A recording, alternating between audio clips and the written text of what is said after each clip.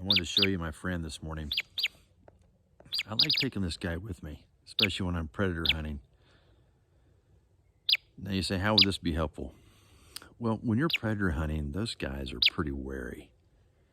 And when this little birdie is going off around me, they're very distracted.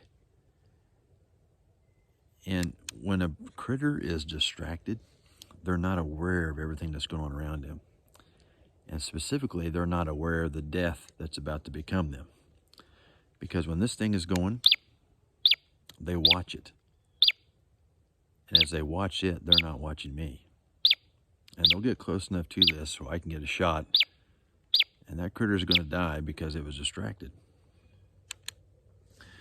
Now, it may sound a little funny, but I don't think we're much different than that predator that's distracted. Now, you think about this for a minute. You're my decoy. And then listen.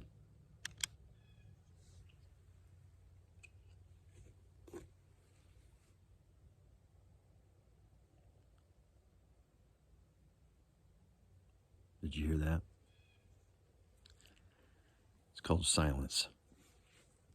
And I think 99.9% of us don't like silence.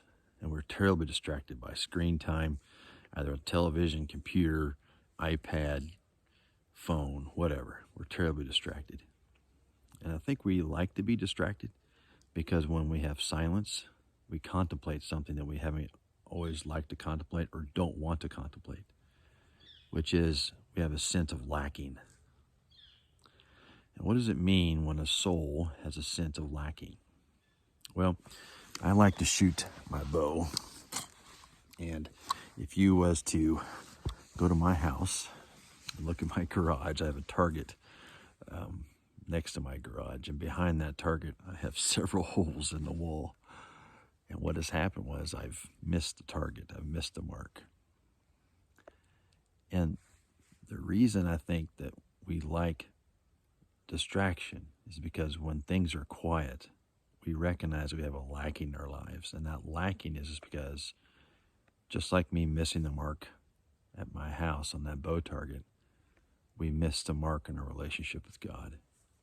And what that means is that you're not reconciled to God.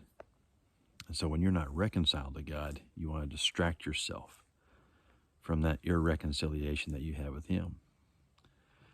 And so when we miss the mark with God, it's called sin.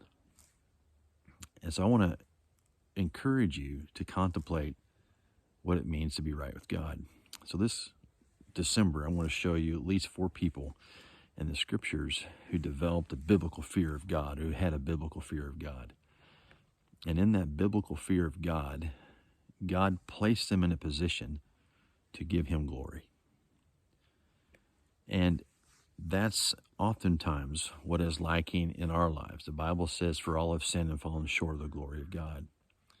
And if you want to have that feeling in your soul, for lack of a better word, or knowledge in your soul, or experience in your soul where you're not lacking, it's time to get reconciled to God. And the Bible says that the fear of God is the beginning of all wisdom. So if you want to be a smart person, develop a biblical fear of God. If you want to be a wise person, develop a biblical sense or fear of God. And so I want to teach you that all through the course of December. So I want to encourage you to show up to church on Sunday. We start every Sunday at 9 a.m. No assigned seats. Don't have to dress up. Just show up. And I want to teach you how to develop a biblical fear of God. And God will use that biblical fear of Him to give you wisdom. And in that wisdom, you're going to have that lacking, gnawing sense in your soul that something should be different. It's going to be addressed because you've developed a biblical fear of God. So I want to encourage you. From the first Christmas to this Christmas, it's time to develop a biblical fear of God. And I want to help you do that.